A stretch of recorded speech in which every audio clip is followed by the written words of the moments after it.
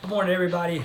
Dr. Dex Alvarez here, and I wanted to take a minute today and talk a little bit about a condition that I see a lot here in the office and we've been having tremendous success with, and it's not something that a lot of people kind of connect the dots with chiropractic, but is headaches and migraines.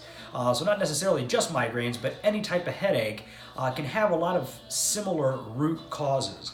Now, I don't want to say that when we're talking about these migraines or the headaches that there's not other, contributing factors to these, like loud noises, food intolerances, bright lights. But for a lot of what we've been seeing, especially now when a lot of us are working more so at desk and we're looking down at tablets, phones, or we may not have the best ergonomics set up for our computers, what we're seeing nowadays is a lot of people are losing the normal and natural 45-degree curvature in their neck. So when we take a look at your spine from the side, we should have a 45-degree curve in that neck. When you have that, your spinal cord is in a very relaxed position. From looking at these tablets, from having the improper ergonomics on your desk, what we see a lot nowadays is this curvature is starting to degrade and shorten or flatten out. When that curve starts to flatten out, you're now placing a lot of tensile force directly on your spinal cord. That alone is enough to start to create neck tension and headaches. On top of this, when we start to lose that 45-degree curve, now you should be looking down to the floor, because part of the reason we have that 45-degree curve is to keep your head upright so you can look straight ahead.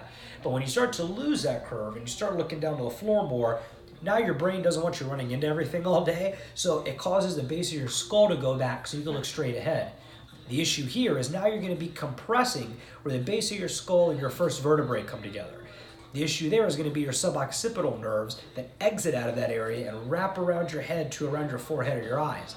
So I hear this a lot with tension type headaches. So what we have to do is make sure we have a very precise, proper exam with good x-rays that we can measure all of these different angles in your neck.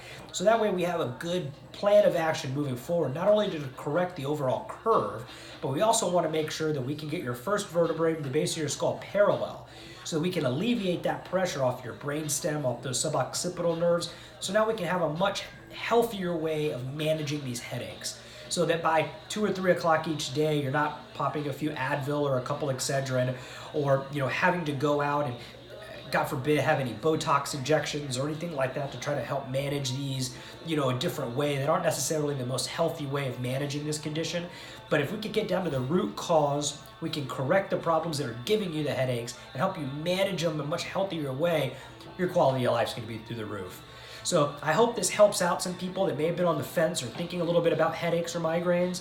And if any of this is affecting you or your family, please feel free to reach out so that we can get you connected, we can take a look and make sure it's something that we can help you get rid of.